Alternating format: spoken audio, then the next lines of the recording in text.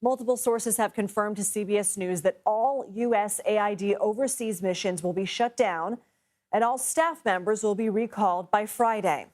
These sources tell CBS News that newly appointed USAID Deputy Administrator Pete Morocco made the order, adding that the military will conduct the evacuations if staff members do not leave their respective countries.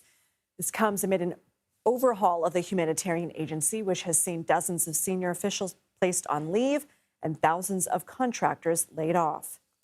Maura Reap joins us now. She's a former senior mental health and psychosocial support advisor for the USAID's Bureau for Global Health. She was in Ethiopia on an assignment before being ordered to return home at her own expense before she was terminated without severance. So, Maura, what can you tell us about the work you were tasked with and the days leading up to your termination? Yes, thank you for that. It's nice to be here, and I wish it was under more pleasant circumstances. But to give a brief explanation of what I was doing in Ethiopia, I was there to provide support, specifically in terms of technical support for a project design that was going to be extended to survivors of sexual and gender-based violence. So these were women and children, most likely, that would be benefiting from this program. I was also there to participate in a conflict sensitivity training.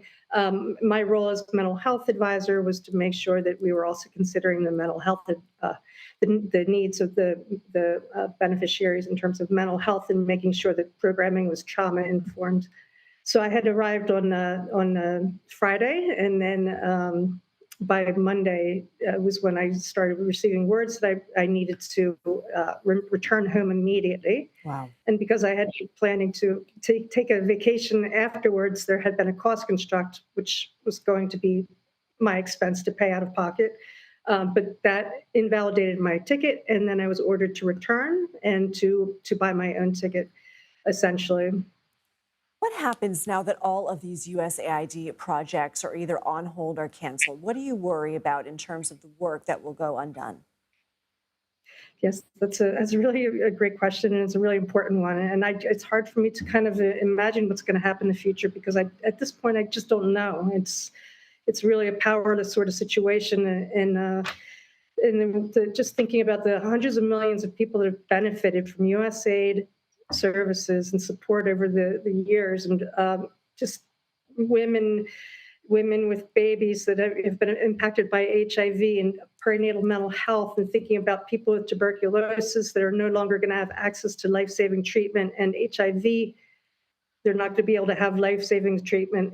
It's extremely tragic. It's hard to imagine. The need is so great, and we're not there to just give out charity. We're there to strengthen health systems so the community, so people can participate in their communities and engage in their communities and strengthen their own communities. So it's not about giving out handouts, but about making communities so that they're able to thrive on their own, which makes the United States also a safer place. When we don't have people coming to our borders because they can't get their needs met at home, it's safer for us and also the United States of America. Now, Maura, Elon Musk of Doge has called USAID full of worms. President Trump says it's being run by radical left lunatics. What's your response? These words are very damaging and very upsetting. And I've seen these, when leadership starts using terms to diminuate people, comparing them to cockroaches or rodents, it's very troubling. We've seen these sorts of things in other tyrannies.